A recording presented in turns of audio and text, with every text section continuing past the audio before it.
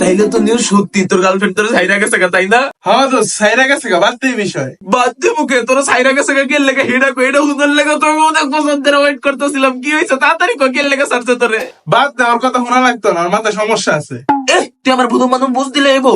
ইতি ছিল স্কুল লেখা আমার থেকে 1 ক্লাস জুনিয়র। ওই ছিল পুরো স্কুলের সবচেয়ে বুদ্ধিমতী মেয়ে, ওই সবসময় পড়া পারতো। আর ওই মানুষের অনেক ভালো করে চিন্তা, হয় কখনো ভুলভাল কইতো না। হয় তোরা যা কইছে সঠিকই কইছে, তুই তাড়াতাড়ি কো বন্ধু তোরে কি কইছে আমারে। আরে দোস্ত, তোর শোনা লাগতো না, বাদ দে। আমার তো এটা হুনা লাগবো।